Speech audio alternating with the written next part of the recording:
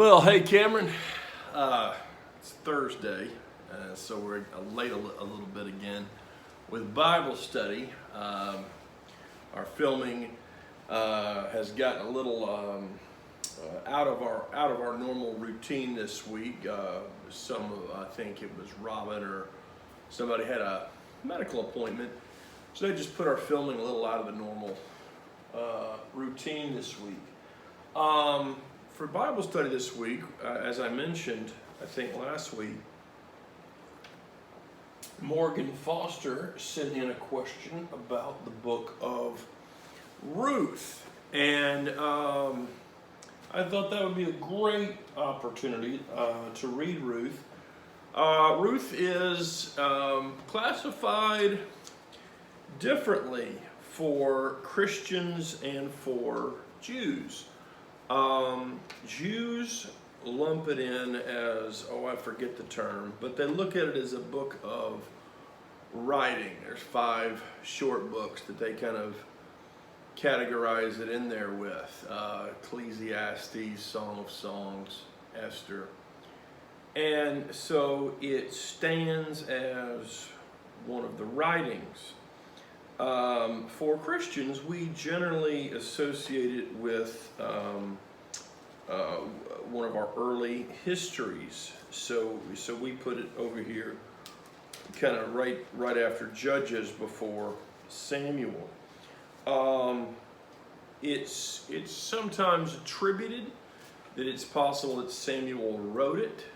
Samuel, of course, most closely associated with the kings of Israel and the Davidic, establishing sort of the Davidic line, and this pertains to that. So let's look at Ruth. We'll start with chapter 1, and this we may not be able to cover the entire book today. It may be a 2-part Bible study, but we'll look at least the first half of Ruth today.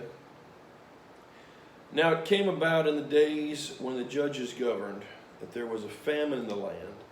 And a certain man of Bethlehem in Judah went to sojourn in the land of Moab with his wife and his 2 sons. And the name of the man was Elimelech, and the name of his wife Naomi. And the names of his 2 sons were Mahlon and Chilion, Ephrathites of Bethlehem in Judah. Now they entered the land of Moab and remained there. Then Elimelech, Naomi's husband, died, and she was left with her 2 sons. And they took for themselves Moabite women as wives.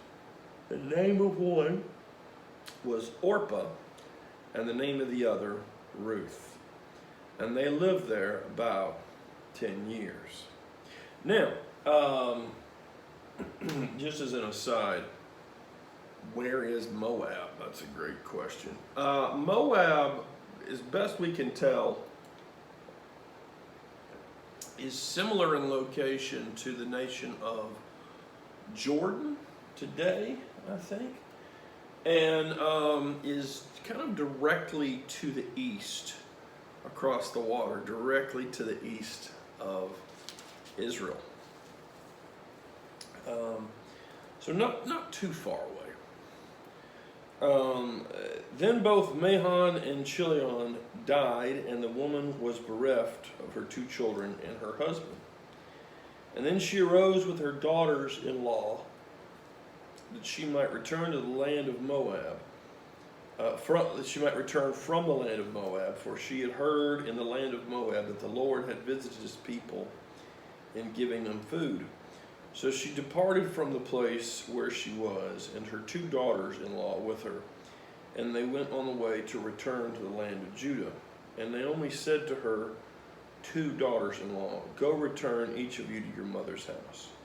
May the Lord deal kindly with you as you have dealt with the dead and with me.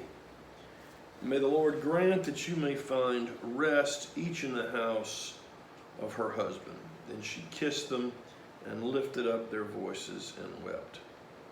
And they said to her, "No, but we will surely return with you to your people." But Naomi said, "Return, my daughters. Why should you go with me? Have I yet sons in my womb, that they may be your husbands?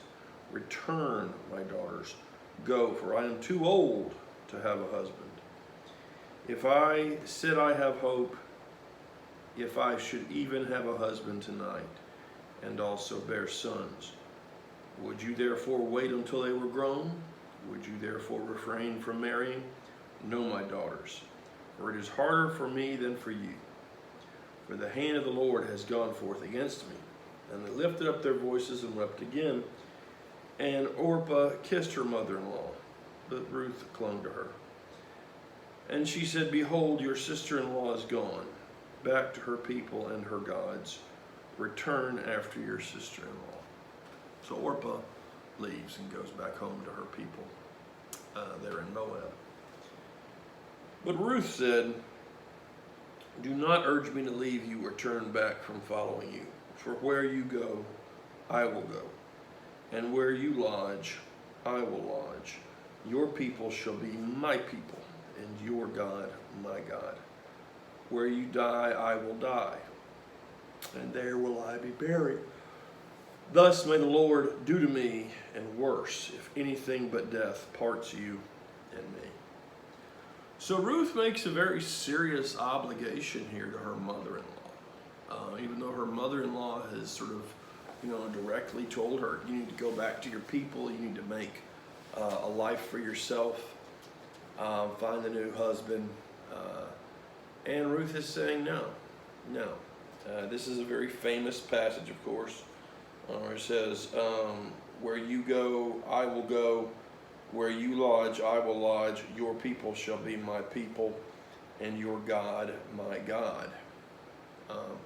This, of course, is Ruth's formal statement of conversion from being a Moabite and a pagan to becoming a Jew, a Judean in particular, of course. Naomi's family were of the tribe of Judah. When she saw that she was determined to go with her, she said no more to her. So they both went until they came to Bethlehem. Whew, excuse me. I have not had my coffee this morning, so I apologize for continuing to yawn. So they both went until they came to Bethlehem. And it came about when they had come to Bethlehem that all the city was stirred because of them. And the women said, is this Naomi? And she said to them, do not call me Naomi. Call me Mara, for the Almighty has dealt very bitterly with me. I went out full, but the Lord has brought me back empty.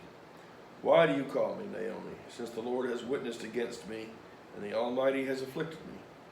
So Naomi returned, and with her Ruth the Moabitess, her daughter-in-law, who returned from the land of Moab, and they came to Bethlehem at the beginning of barley harvest. Now Naomi had a kinsman of her husband, a man of great wealth, of the family of Elimelech, whose name was Boaz. And Ruth and the Moabitess said to Naomi, please let me go to the field and glean among the ears of grain, after one in whose sight I might find favor. And she said to her, go, my daughter. So she departed and went and gleaned in the field after the reapers. And she happened to come to the portion of the field belonging to Boaz, who was of the family of Elimelech. Now behold, Boaz came from Bethlehem, and said to the reapers, may the Lord be with you. And they said to him, may the Lord bless you. Then Boaz to his servant, who was in charge of the reapers, whose young woman is this? And the servant in charge of the reapers answered and said, she is the young Moabite woman who returned with Naomi from the land of Moab. And she said, please let me glean.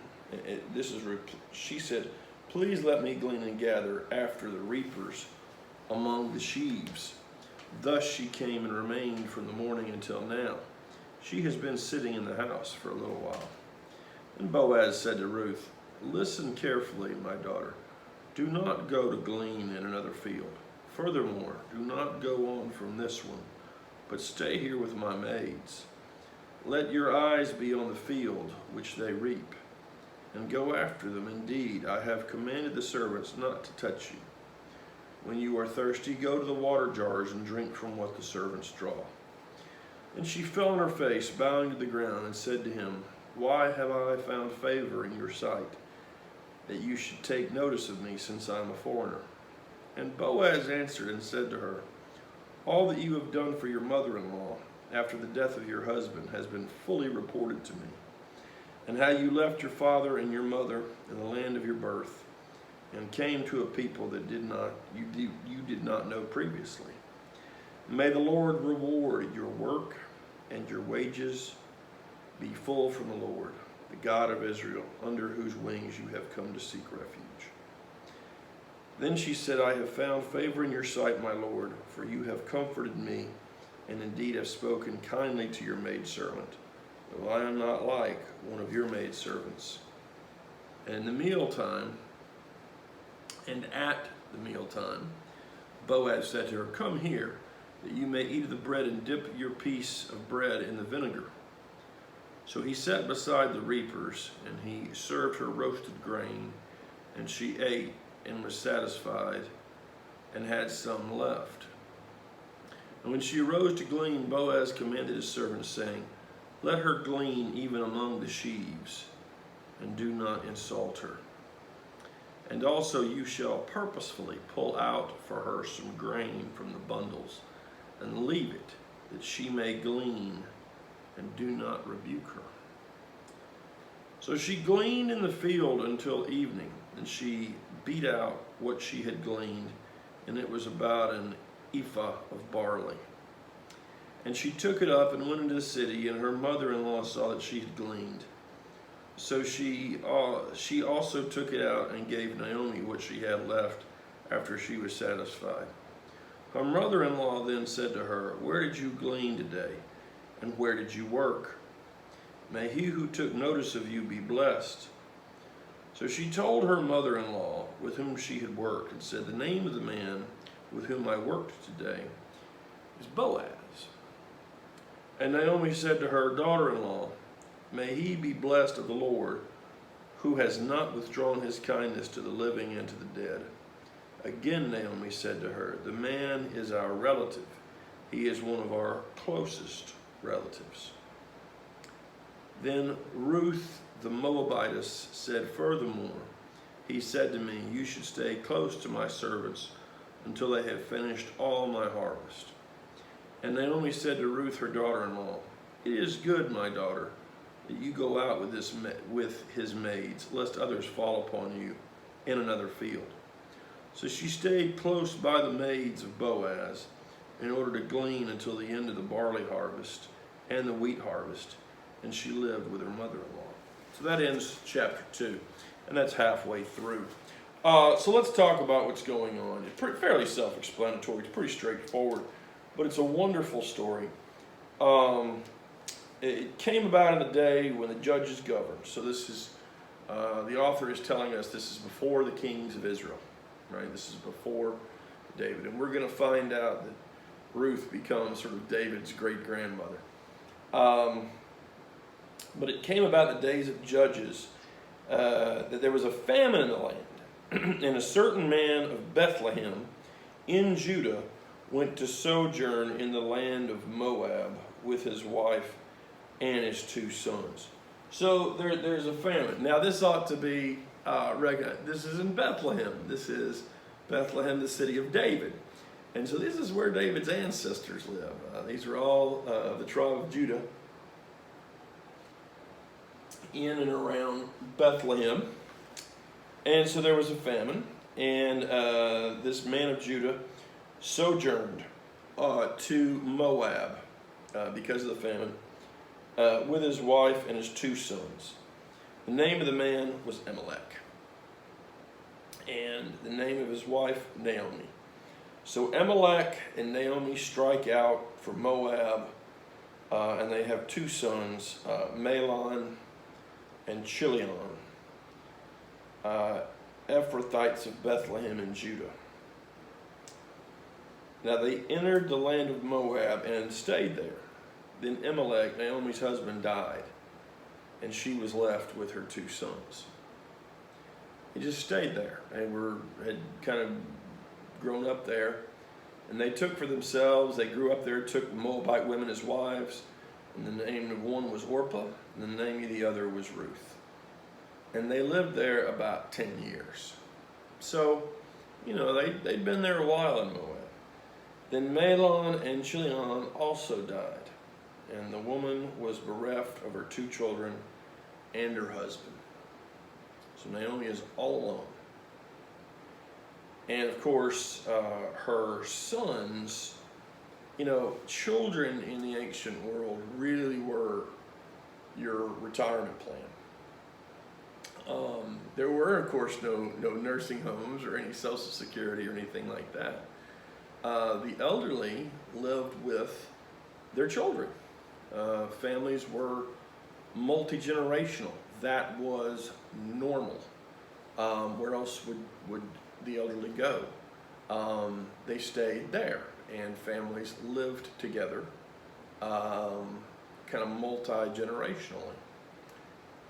This has become increasingly less common in America and in modern society, where we kind of expect our families to be kind of nuclear, kind of 2 generations usually, parents and children.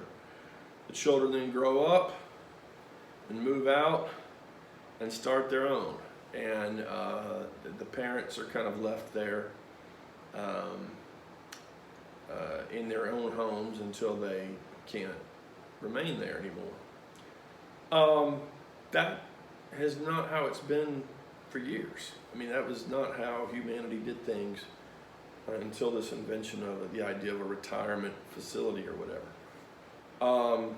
People lived with their families. And I'm very grateful. We sort of had this at my house. My mother's parents died when my mother was fairly young. Her father died when she was 16. His name was Roy Rouse. And then my mother's mother died when she was, I think, 23. She had just been married, I think, just about a year when her mother passed. So I never knew my mother's parents. They were good and faithful Methodists. I know that about them. I have visited their gravesite up at Old Bethel United Methodist in outside Belmont, Mississippi, in Tishomingo County, where my mother's sort of family roots are. And they helped to establish St. Luke's United Methodist there in Tupelo, which has grown to be a very prominent church in probably the second biggest Methodist church in Tupelo, which is easily the biggest town in northeastern Mississippi. And my mom kind of grew up right next door to the church. So I fully expect one day, when we cross over and I get to the other side, to get to meet my grandparents, which will be a wonderful blessing. A wonderful blessing. My dad's parents, my grandmother on my father's side, she passed from cancer when I was about 2. So I have some very small memories of my father's mother. Really just some images. Very few memories of her. But my grandfather, who I affectionately called Granddaddy lived until he was 89. And Granddaddy split his time between his own home, where we moved into when my dad retired from the Army, and then he spent about half the year with my aunt and her family right outside Memphis, Tennessee. And he would usually go spend the winters, fall and winters, with my aunt's family. She had 4 children, and my grandfather, of course, loved them very much. And so he would go up there and kind of help him with school. And also, he was close to the VA hospital. So in inclement weather, it was easy for him to get to the hospital.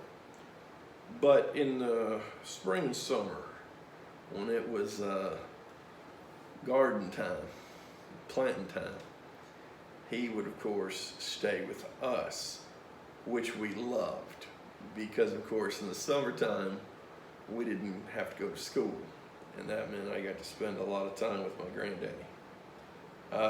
Jonathan and my brother and I both had a very close relationship with my grandfather. And my granddad was just kind of a wonderful man, just a good Christian and a strong person. And, you know, he'd been an infantry officer in World War II. He'd been decorated for combat. He had been a mailman after the war. He'd been president of the American Legion. He'd been an avid outdoorsman in his day. He was a great cook. And he was a devoted Christian and faithful member of our church. I talk about my granddaddy a lot. And having him around as an influence when we were growing up was an invaluable experience. That, you know, my dad was always there, and my dad was a great father, is a great father. But having my granddaddy there just added to, you know, and I think any grandchild or any grandparent can understand this, that the relationship between a grandchild and their grandparent is just a little different than the relationship the child has with the parent. I see it with my boys. I see how they interact with Kate's parents and how they interact with my parents, and it's just different. And it reminds me of how it was with my own granddaddy. And there were times when, you know, I thought I was going to be in trouble or I had messed up something, and I was scared that my dad was, you know, I was going to be in trouble.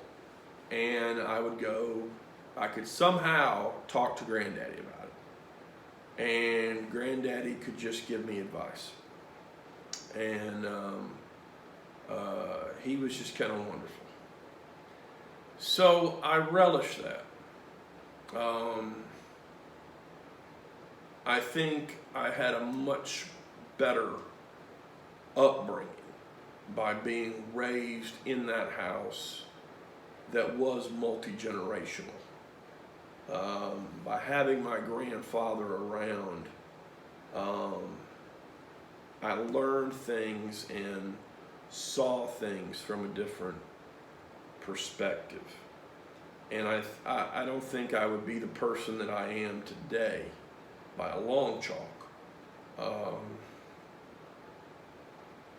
if it weren't for my granddaddy's influence on me and his friendship with me.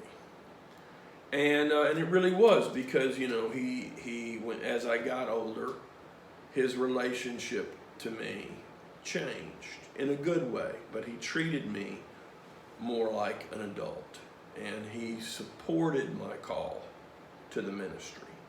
And he would give me advice. I think it was, you know, different than a parent, that he was able to see me growing up in a way that my mom and dad, you know, they still saw me as their child. And Granddaddy was able at times to see me as, now Oliver's becoming an adult now. And he was able to see that more readily, more easily. So that was normal. And I think there's a great deal of benefit to it. You know, I think that if the more time children have if they're fortunate. I only had one grandparent living, but I always like to say that though I would have liked to have known the other three,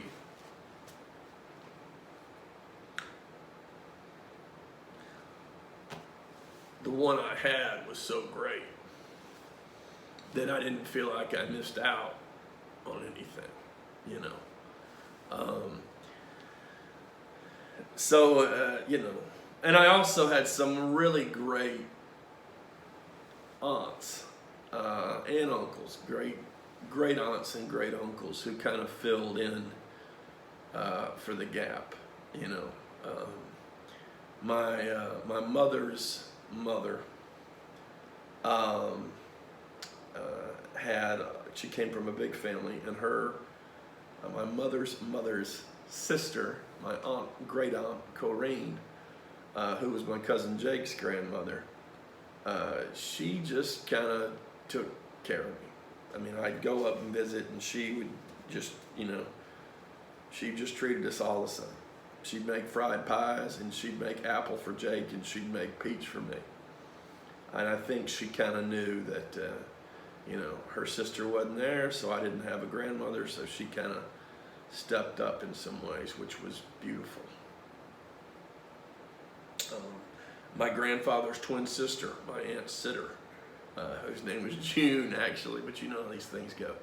My Aunt Sitter stepped up in a lot of ways to kind of fill those gaps. That's what family does. And I'm better off, you know, spending time as a young person, spending time with older people is a blessing, because they're going to be able to tell you about the world, things that you yourself would never understand or see. They give you a bit of the backstory. You know, they kind of catch you up to the point where you showed up in the world. They tell you things about your family and who you are that help you understand yourself. I see bits of my grandfather in my brother and I, and in our 4 cousins. My grandfather's 6 grandchildren. I see bits of him in all of us, different bits. And it's kind of amazing how family is. Here with Ruth, I'm sorry to go on such a tangent, but here with Ruth, she and Orpah are daughters-in-law, and they stay with Naomi for a while, but Naomi basically has to look at the situation. There are no children mentioned from the marriage of Orpah and Ruth. These women, relatively young, were childless. Their marriage produced no children. And Naomi knows that she loves them. She cares about these girls, and she says, you know, they need a chance to start over. They don't have any children. They're already widows. They need a chance to go and start their lives over. And so she kind of tells them, go on back to your family. Go on back to your people. Because Naomi's about to go back to her people. There's nothing for her in Moab. And so Orpah gives her a kiss. It's not a, you know, there's no animosity here. She loves her mother-in-law, but Orpah kind of sees things how it is.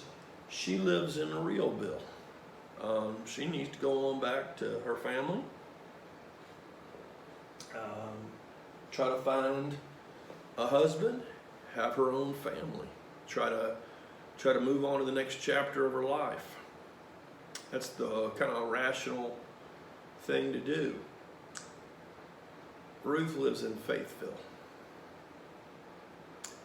and she worries who's going to take care of Naomi. Naomi may not be remarried. She can't have children. And she's probably too old for that. And who's going to care for her? And so Ruth does amazing things. She gives this wonderful speech in verse 16, chapter 1.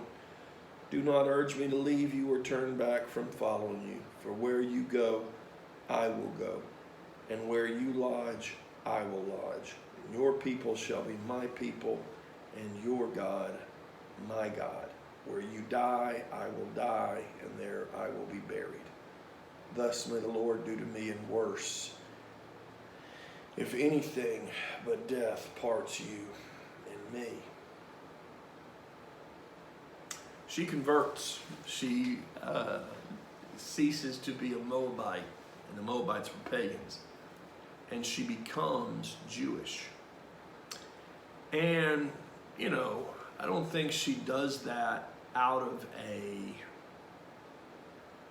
deep theological conviction. I don't think she's over there reading the Torah. And, this makes sense. Yes, Moses offers compelling arguments. And she does so out of a love for Naomi. And she sees the love of Jehovah, of Yahweh, in Naomi's life. And she will not abandon her mother-in-law. Now, back home, we have a little joke because they took a poll one time, and something like over 80% of Mississippians, when asked about their religious affiliation, something like 85% claimed to be Southern Baptist. Whether they attended regularly or not, they affiliated themselves as Southern Baptist.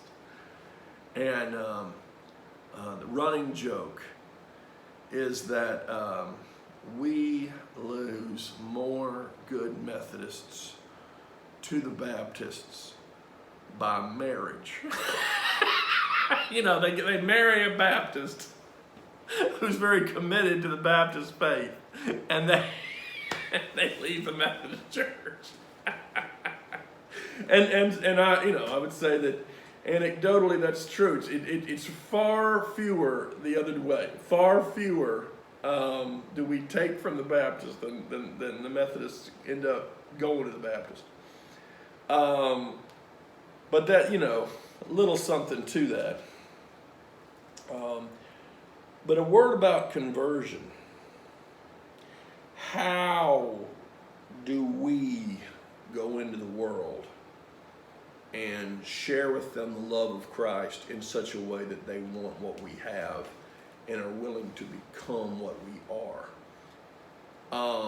Because I got to be honest, very few people in the world are really interested in sitting around and reading theology and philosophy and going, yes, I want to. Religion is often based in relationships. If you want to change people's hearts, love them. Be their friend.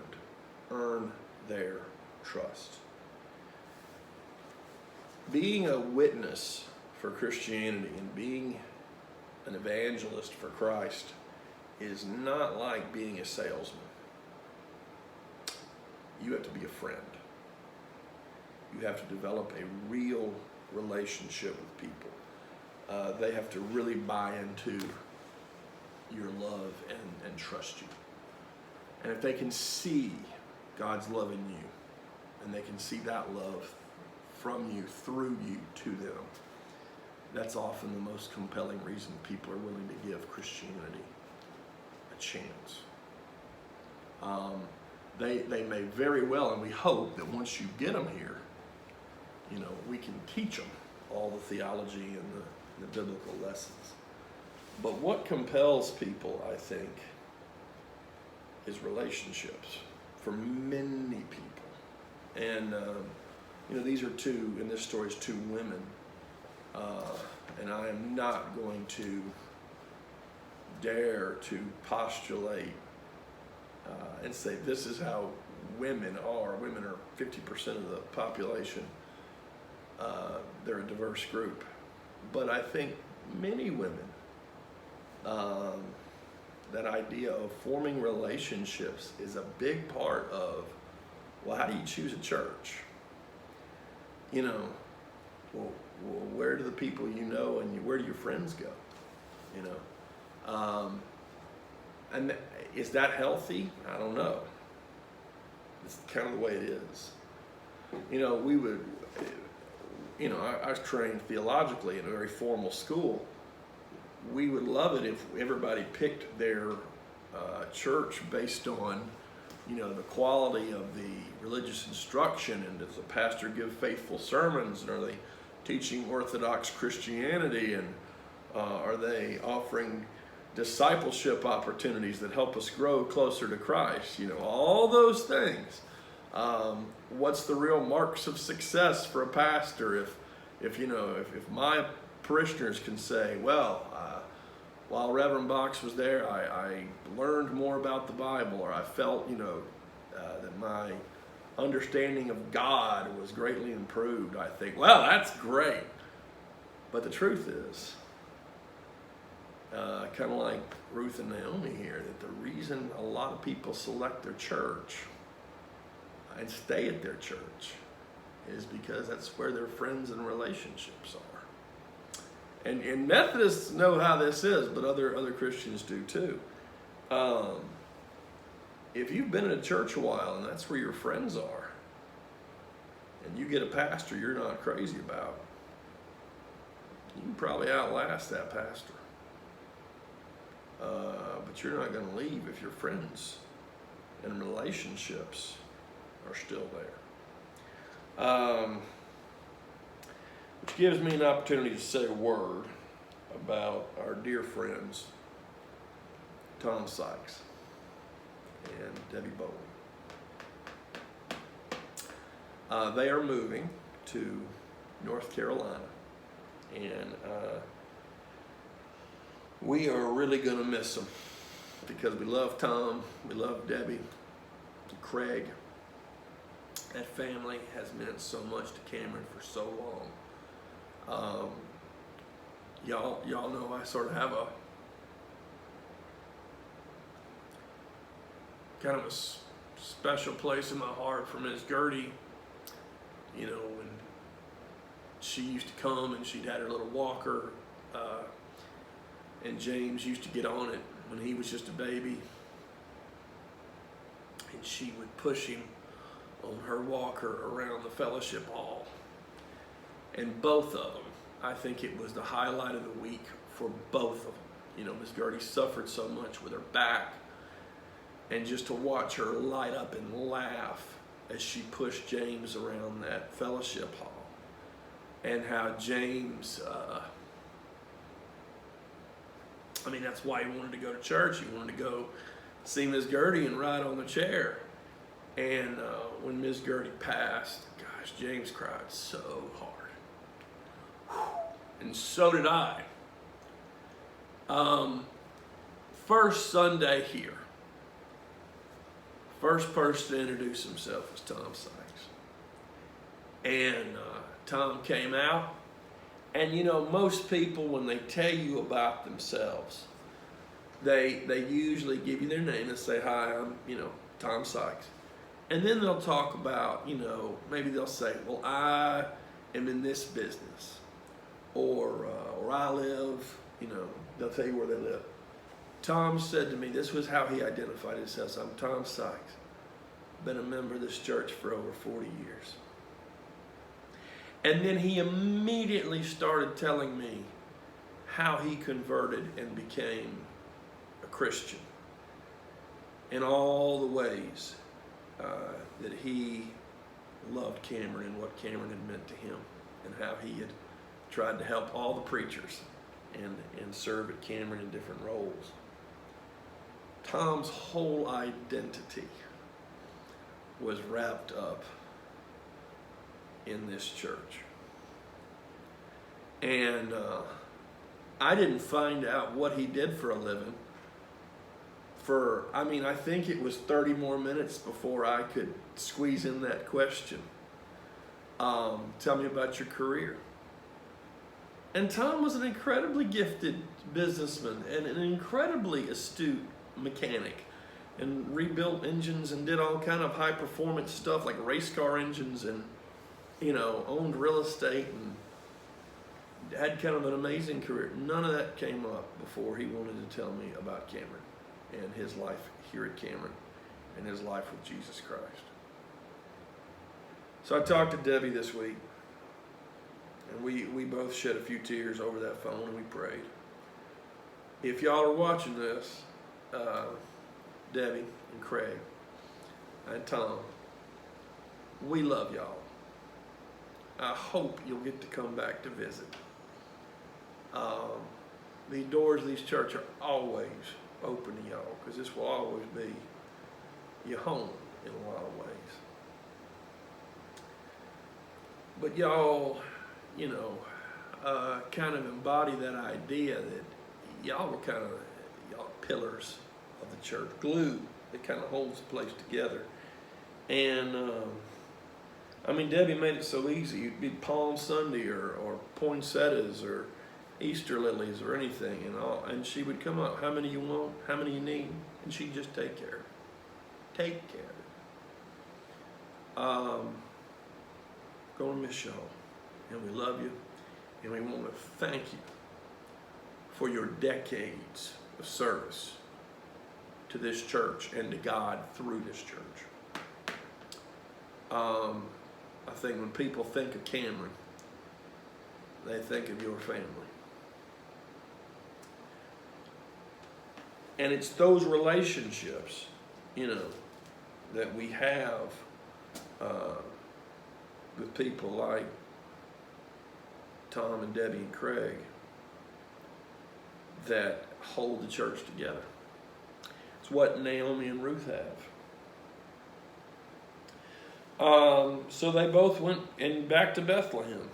And of course, Naomi's people hadn't seen her in a long time, but they recognized her. And Naomi kind of comes in humbly, and it kind of is what it is. And then, of course, out of desperation, Naomi, who's a little bit too old to work, there was a close relative of her husband, Elimelech, whose name was Boaz. And Boaz was fairly wealthy, and he owned some property. And Ruth goes, of course, to gather, glean, if you will, what she could. Now, it was a barley field, and in the way it worked, the law of Moses required that for the sake of the poor, that you left kind of the edges of the field for the poor, so that when you harvested your field, you left kind of the edges so that the poor could go and not starve to death. And Boaz sees this young woman, and he asks, now who is this girl? And so she catches his eye, but he also inquires and finds out, well, now this is the daughter-in-law of Naomi who's come back here. And so, Boaz is putting this together, that this girl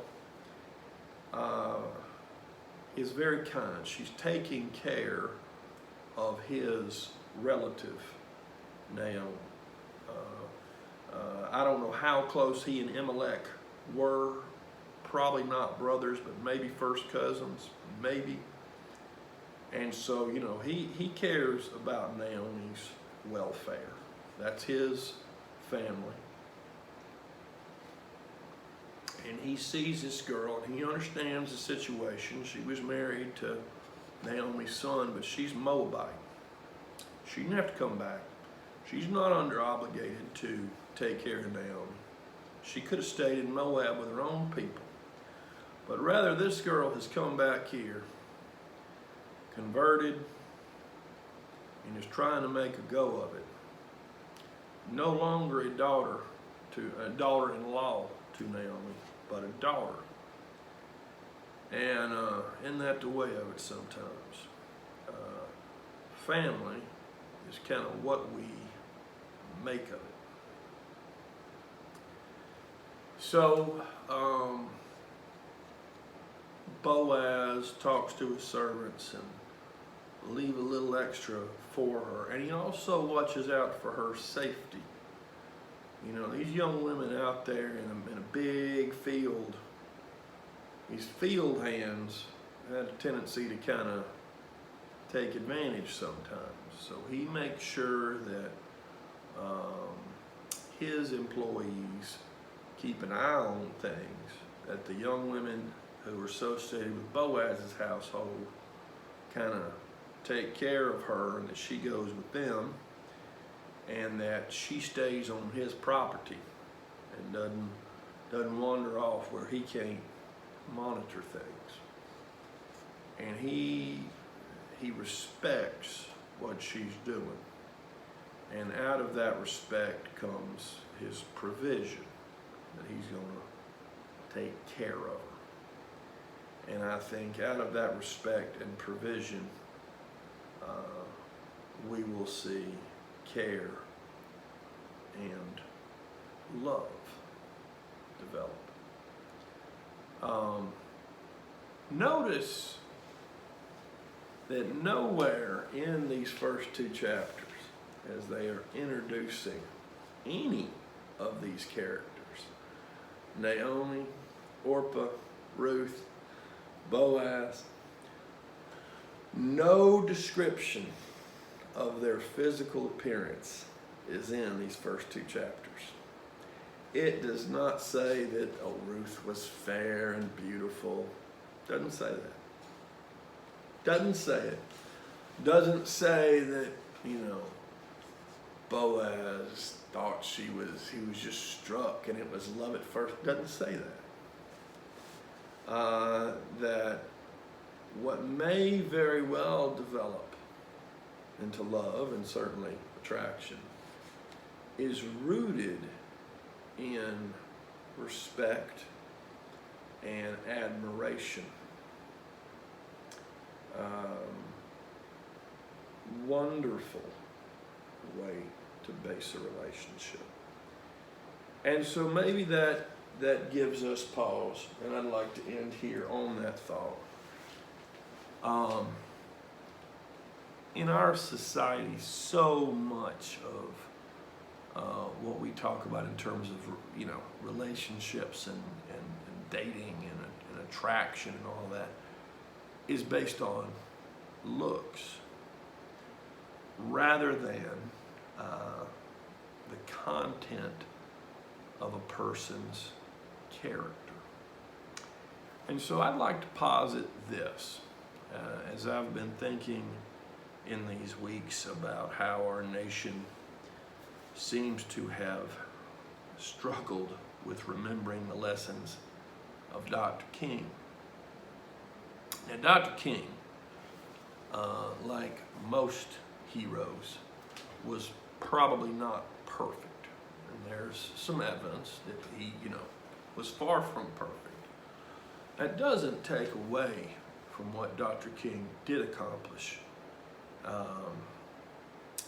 And the lessons, the truth of the lessons that he did leave us with. But of course, perhaps his most important lesson was from his I Have a Dream speech, that his hope would be that his children and his children's children would not be judged by the color of their skin, but rather by the content and quality of their character. If we know that judging people by the color of their skin is wrong, right? We should not judge people by their outward appearance. Why on earth can't we learn that lesson when it comes to our romantic relationships?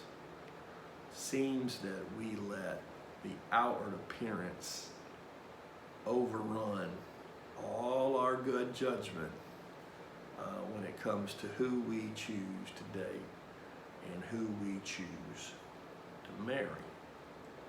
Of course, there has to be attraction between two people. There has to be that. But that can develop. I think what Ruth reminds us is very true. And I tell this to every couple going through pre-marriage counseling. Most important thing you should feel towards the other person, both men and women, is respect. You should respect the other person. They should bring out in you your best self. They should make you want to be. Not just, oh, I can be myself around them. No. They should inspire you to be your best self. You should value their opinion. I think that lesson about not judging people by the content, by the color of their skin, and rather evaluating them by the content of their character, should also be applied in our romantic relationships. We should not judge our dates or our spouses by how attractive they are, but rather by the content of their character and how faithful to the Lord and to their responsibilities they are. So that's a thought. All right, next week we will finish out chapters 3 and 4. May God bless you. We love you. Have a good week.